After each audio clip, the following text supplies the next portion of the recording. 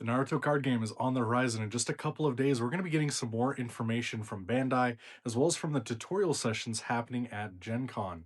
In today's video, we're going to go over a few things about my predictions and wish list for the game, as both a player and collector, what we can expect to see from the game before the actual full release, and how is this going to affect other card games in the space. Welcome to the channel. My name is Shinobi Connor. I'm super excited for this game.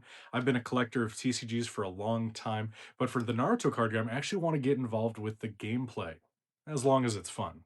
No doubt, Bandai has been very successful with their recent card games. I'm very optimistic that they're going to create a quality product for Naruto fans to enjoy. Previously, they have done card games like Chrono Clash. You had the CCG back in the day when it was first premiering as an anime, but some of those projects were short lived or eventually fell flat. I think Bandai has learned their lessons and they're going to create something that has longevity in mind. And the first thing that they need to do is make sure the game is actually fun to play. For me, I think that comes down to having a leader based card game, just like what we've seen from One Piece and Fusion World. I don't think it's going to be an exact reskin of those games. I think there will be unique gameplay. That's going to be one of my first predictions, but it just makes sense. It should be leader based. I want the world that Kishimoto has created to be involved with the actual card mechanics as well. If we think about it, we have the team leaders, we have the village leaders, the Kage, right, Hokage, Raikage, and a variety of characters that can be slapped onto a leader card to create some very fun and exciting decks to play. Like I said, I don't necessarily want a card game that is exactly like One Piece with just the Naruto IP stamped all over it. I do want it to be something that's fun and unique to actually attract new players, and I think Bandai knows that. Based on the art that we saw that Kishimoto created for the game already, we can see that we have Naruto and Sasuke holding different colored cards. We have a white card back and a black card back. To me, this signals that we're going to have two separate decks, one for our main deck that's going to have all our characters, our jutsus, our spells, event cards, those types of things. Then one card deck is going to be for our resource. And we've seen that they already announced Chakra. If we take a look at the Gen Con promo card, we can see there in the bottom left corner, it says, when using Chakra, turn this card face down. I can see this going two ways. The first way is a complete reskin of the Dawn mechanic from the One Piece card game. Every turn, we're going to add Chakra to our pool on the board. Then we'll use that Chakra every turn to play our characters, power up the characters to attack, use different jutsus, play spell and event cards, those types of things. Then at the start of our next turn, all of our chakra is refreshed. Or the second way I think is that we actually have a limited amount of chakra for the entire game. We have our initial chakra pool, and then as we are using jutsu, as we're using different spells and playing different cards, we're going to use up that chakra until it is zero. This second option definitely feels more in line with how chakra works in the actual manga and anime. Right? You have an amount of chakra that you have, and as you use different jutsus that use different amounts of that chakra, eventually you'll get spent. In addition, I want to see some fun attacks on our cards. I don't want it just be, oh, I'm swinging 5,000 to face. I want to see different jutsus on the card itself that might be use more chakra or less chakra depending on what you're using. Very similar to Pokemon, right? If we look at a Charizard EX card, it has two different moves. One uses one energy, the other uses four energy. I think this could be really nice for the Naruto card game, right? If we think about Sasuke, maybe we spend one energy to do a Chidori versus using four energy to summon Susanoo, for example. And finally, as a player, I am praying that it's going to be actually affordable. The entire TCG market is in a boom right now, and no doubt Naruto is going to be successful from the get go, just as people from One Piece are coming over, people from Pokemon are coming over, just to experience a new card game. But if this is something that's going to succeed for a long time, it needs to be printed into the ground at release. We need the first set, we need the first booster boxes everywhere. We need them to be in the player's hands so we can actually play the game and not just have them sit on a scalper's shelf waiting to be sold. If that happens and it's super limited, the card game is probably going to be something that's short lived. So print a lot, make it affordable, make sure players can actually enjoy the game. Let's talk about the collecting side of things next. I know with One Piece, Bandai is always trying to innovate, create these awesome artworks and embossed cards for us to enjoy, and I don't think Naruto is going to be any different. They're going to be creating some awesome stuff for us to collect. For me, I want these standard rare set, right? We have commons, we have uncommons, rares, SRs, SPs, alt arts, mangas. I just imagine like a Kakashi manga or Itachi manga, and my imagination goes wild. Do I think it's going to be a complete reskin of One Piece alt arts and manga cards? Probably not, but it'll be something similar, or at least something that we can enjoy and actually appreciate the original artwork from Kishimoto. Speaking of which, one of the easiest predictions I can come up with, we're actually going to have Kishimoto art cards.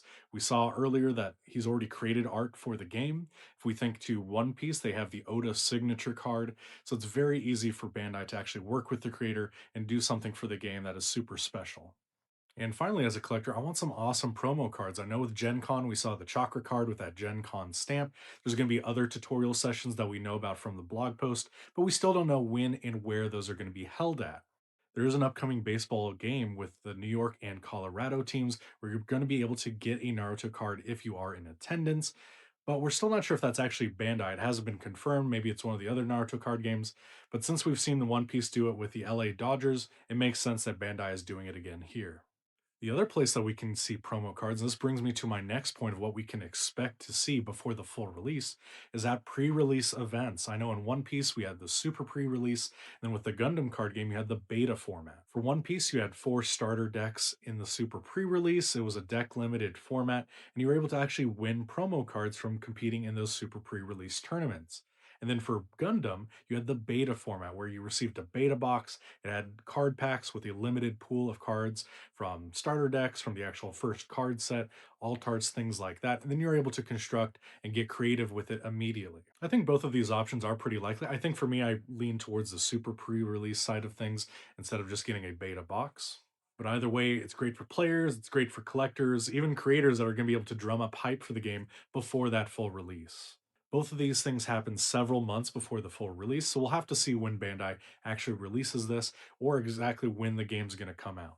Finally, how is this going to affect other card games in the space? I know for me, I was super excited to see that Bandai was doing a Naruto card game, but a lot of others had the opposite opinions. They didn't want it to be Bandai because they already have so many different card games that they're trying to support. We have Digimon, you have Gundam, Dragon Ball, One Piece, Union Arena, right? The list goes on and on.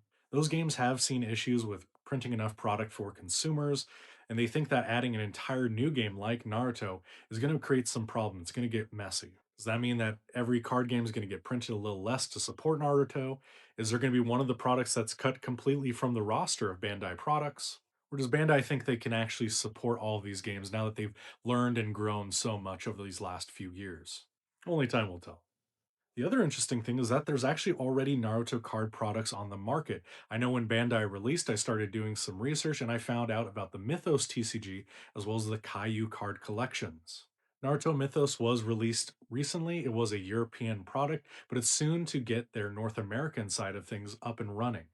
Like I said, I didn't know about Mythos until the actual Bandai announcement. I did some research on the game and watched some gameplay, and for me personally, I wasn't that impressed with it. No shade if you enjoy the Mythos game, but I think with Bandai and how I think it's going to be much more fun, I think Mythos might be dead on arrival. And then there's the Kaio Naruto cards. These are a pure collector's item. There's no gameplay text that goes along with it. It's just purely unique artworks for collectors to enjoy. And taking a look at them themselves, they actually do create some really awesome artworks. It's totally possible for all of these products to share the space in the market, but TCG niches can be quite competitive, especially when we're trying to attract new players. I think Kaio and Bandai have the most likelihood of actually coexisting in the same space. I think Mythos, though, has an uphill battle to climb if they do want to at least be on par with Bandai's product. Well, what do you guys think about the card game? Do you think some of these predictions are going to be quite likely? Is there something that I might have missed that you've thought about for predictions for the Naruto card game? Let me know down in the comments. I'd love to talk about it there. Like I mentioned at the top of the video, we are getting more news in just 2 days on July 29th. I'm super excited to cover everything that comes up with this game. If you enjoyed your time here, like, comment, subscribe. I would really appreciate it as I get this channel up and running. But take care for now, everyone. It's a pleasure talking to you.